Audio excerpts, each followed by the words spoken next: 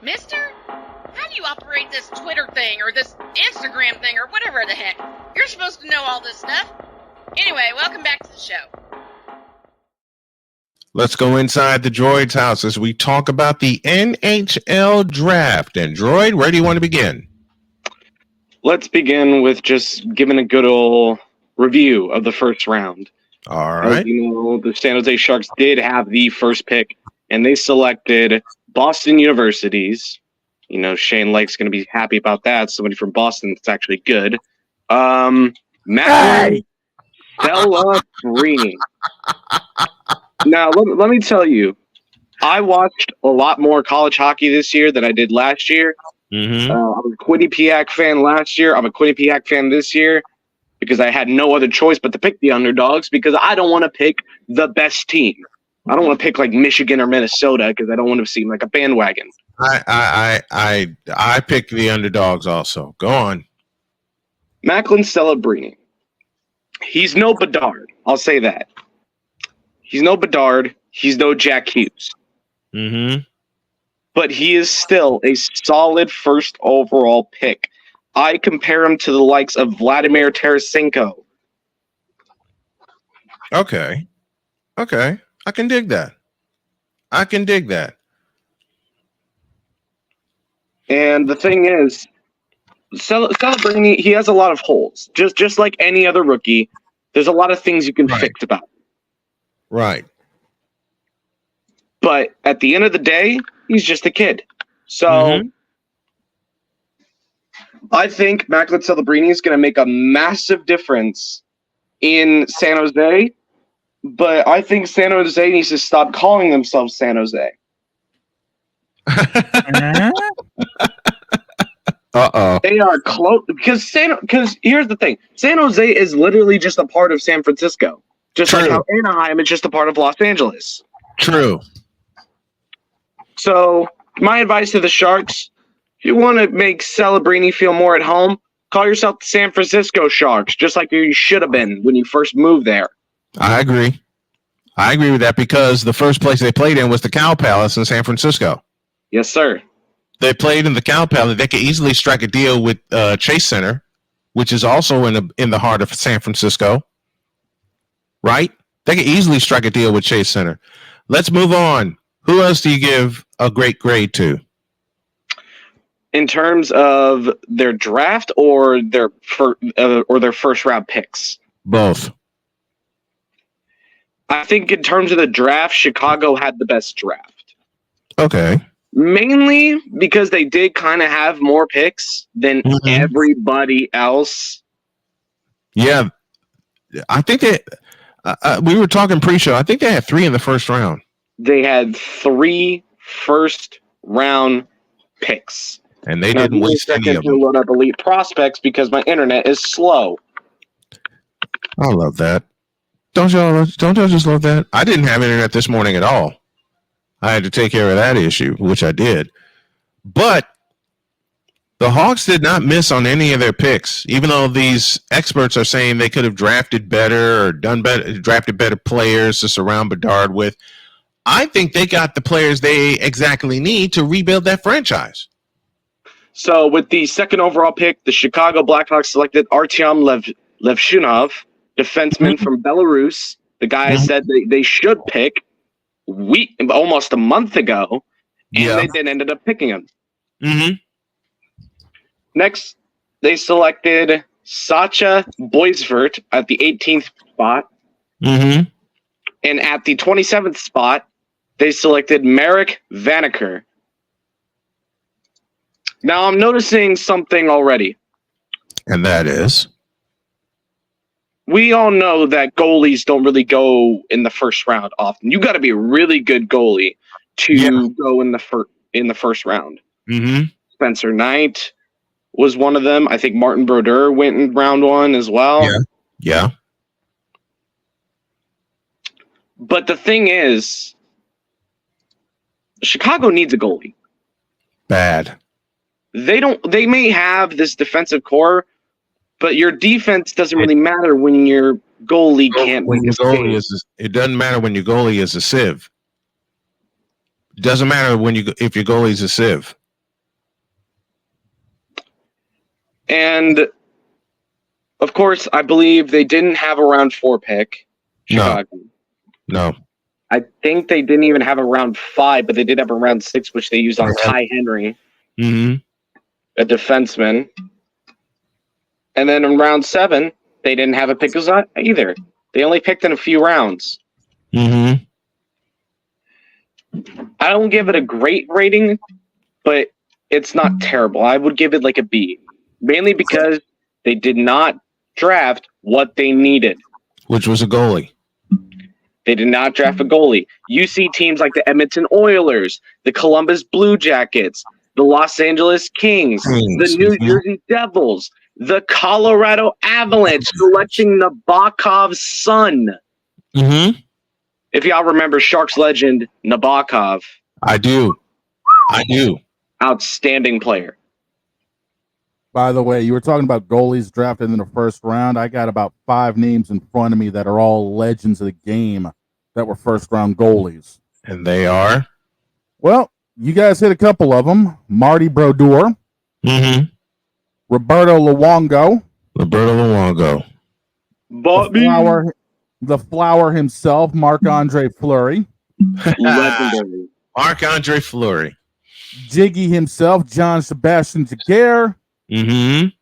And to be a bit of a homer, even though this list is about 40, 50 long, another name that came up, Tuukka Rask. So I like the Nabokov pick for Colorado.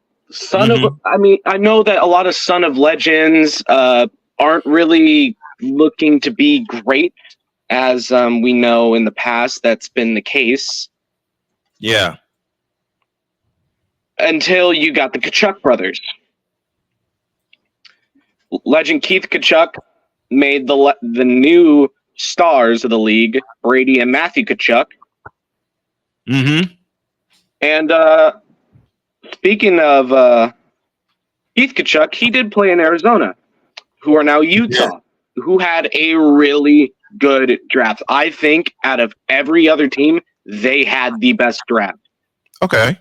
With the 6th overall pick, the Utah Hockey Club snipes Tej Aginla.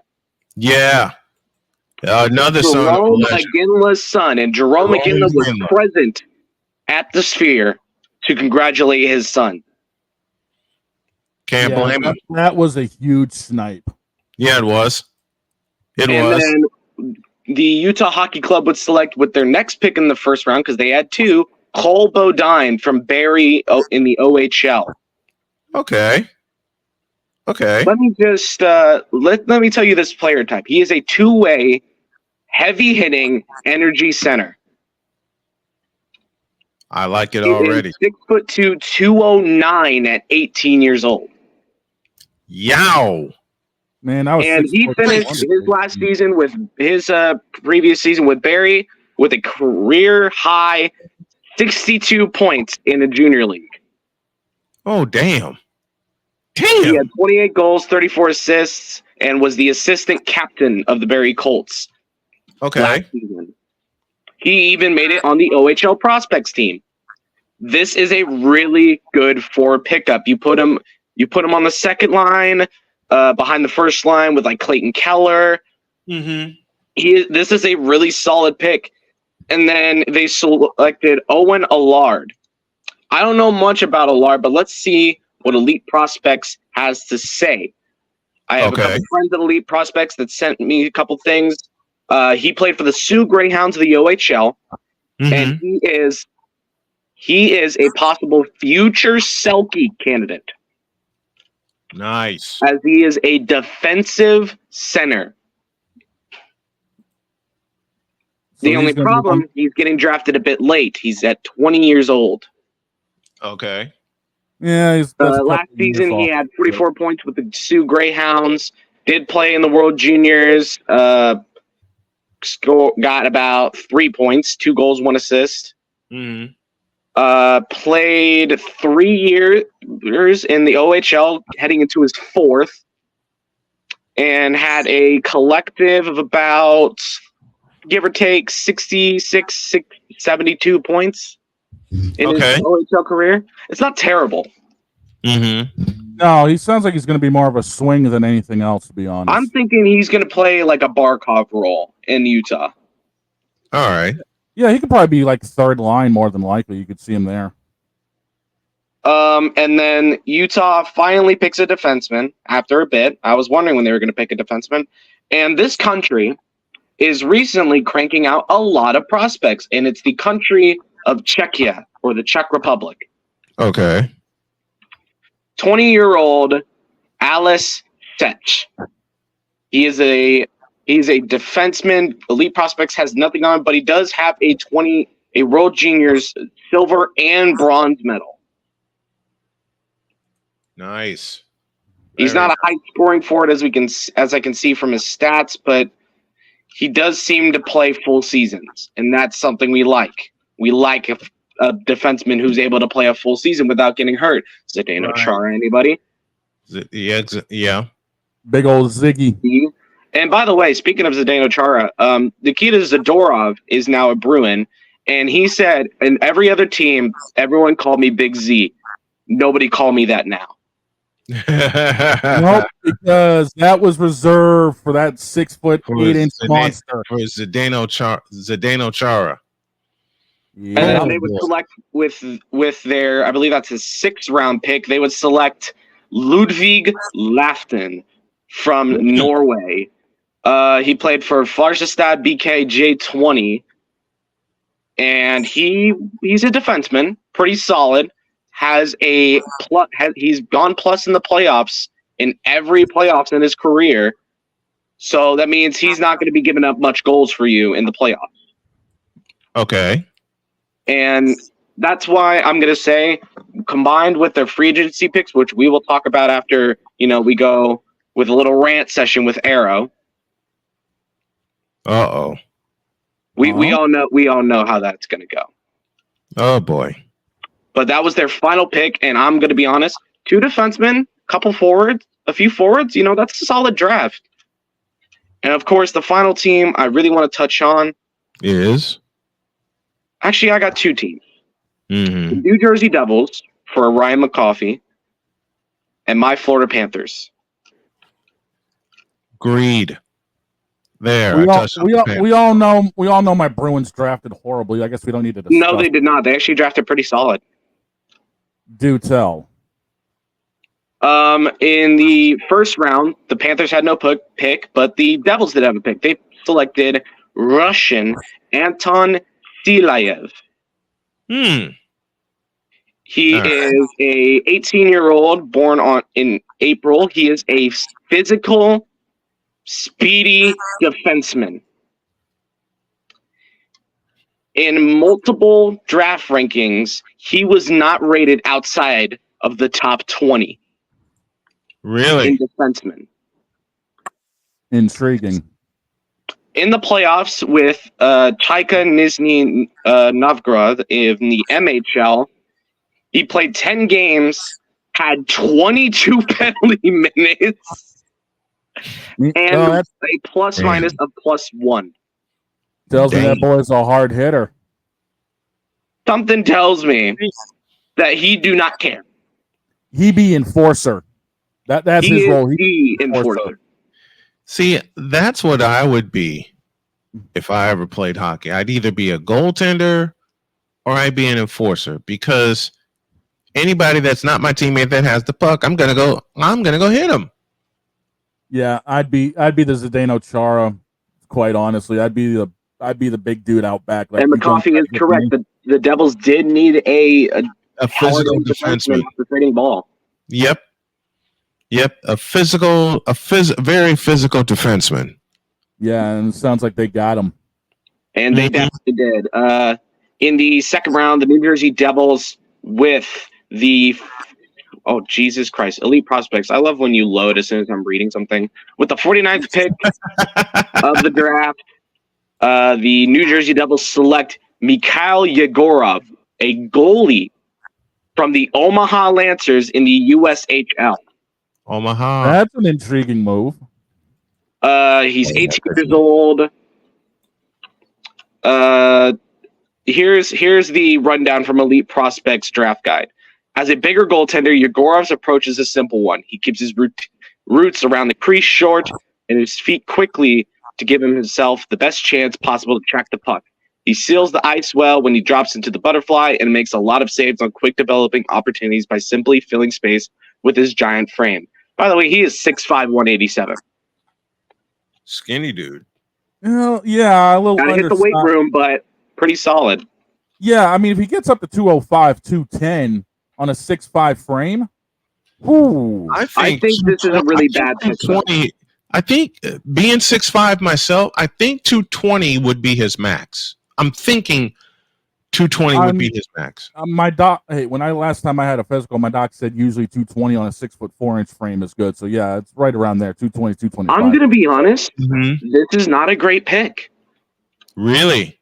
In 43 games, he held an 8 and 25-3 record. Ew. Yeah. 3.86 goals against average and a .892 save percentage. Wait a minute. What was his goals against? 3.86. So he on average would give up about 4 a game and only save about 89%. Yeah, that's a problem. That is a massive problem and a terrible pick from the New Jersey Devils. I like their first pick because you got a hard-hitting defenseman, but that second pick is terrible. That's not even backup. That's more like, man. That's like, and I love my Xbox. You know, this is what I use. I use the Microsoft Edge. I connect my keyboard on my mouse. I love it, but I hate it when Microsoft Edge crashes in the middle of a show. But I do remember the Panthers' second-round pick. The Panthers did trade up with the Toronto Maple Leafs. Traded their 5th-round pick for a second and selected Linus Eriksson. Why does that last name sound familiar? Haven't there been a handful of Erikssons that have done well in the NHL? Yes. Sounds like this bloodline runs deep. And no, I'm not talking about that tribal chief. No. Talk to me about what Eriksson does, brother. Linus Eriksson, if I could pull up the entry draft for once. So we selected him in the second round with the 58th overall pick. He is a forward from Sweden. Sweden. And I have noticed the Panthers love their Scandinavian countries. Yeah. 4 Finnish players, and now you have a Swede. Correct me if I'm wrong, but aren't most Erikssons that have been in the NHL forwards? Not too sure. He is a 6', 190 forward. He does have a World Juniors win with Sweden as the captain of that World Juniors team. Captain. He was the captain of the World Juniors team in 2023, basically last year. All right, so the dude's a 6', $190 winger. What's he able to do offensively for these guys? Speed helps. He's a leader. That's the main part because we know Barkov isn't going to play forever. No. And the thing is, Linus Eriksson is a center. We're looking at him to possibly play that leader role once Barkov, checks out from the league. When is he going to? One of the most important parts is the fact that he is good with anybody on his line. You need a center that can do that. And the big problem in the NHL nowadays is that everybody is in their own head. Yeah. They got their foot halfway up there and can't learn to play with their teammates. I've seen that before. Too many egos on the team. Many times. I've seen it in other leagues many times over. There's too many egos. In the third round, the Devils had 2 picks, one at 85, one at 91, and the Panthers had the 97th overall selection. With the 65th, not the 65th, Jesus Christ, give me a moment. I am 85th. Research. 85th overall pick. The New Jersey Devils select a really young player a 17-year-old Finnish player who's 6'3", 198, a right winger, who currently plays at TPS Turku in Finland. Okay. And he is a heavy shot. He said 65th. Good grief. The 65th? The 65th was the Panthers pick. But yes, he plays in Finland. He plays in Liga. Plays for TPS Turku. He only had 5 games last year. But most of his development came from the under-18 team. Basically, 18 and younger, you can play. 24 total points in his first year on the U18, and in his second year going to the U20, he put up 28 points and 7 points in the playoffs. Very nice. Here you go, 20 penalty minutes. Okay, so he's got a heavy shot and he carries a heavy stick. That sounds like a few. Who does that remind you of? Marian Hossa. Yes, sir. The Blackhawks version of Marian Hossa. Those are the exact 2 reasons they got him. With the 91st overall pick, the New Jersey Devils selected from IK Oskarsson in Sweden, Herman Traff. Who? What? Oscar what? Herman Traff. The hell is that? Oskarsson. That was his youth team. He currently plays for 8-7-1 in the SHL. Repeating my question. The hell is that? It is a Swedish youth team. Okay, fair enough. Fair enough. Break this stick down. Please. He is a hard forechecker. What the Devils have needed the last few years. Forecheck. They have needed a hard forechecking forward. They have refused to draft a hard forechecking forward the last few years. And now finally they draft a Swede. They got one now. Sounds like he'd be perfect on the second line. Mm-hmm. I think when you have a forechecker, you need him on the third line. You need him down in the bottom six. Yeah. Well, let's see what happens. We got a break, and then we got the token female. Don't forget, tonight, the Houston Astros and the Toronto Blue Jays from a snowman's eyes. We start the party at 6:55 Eastern with a 7:07 first pitch, and there may be a bonus game that we will pick up in progress. I'll keep you abreast of all the action. Back after this.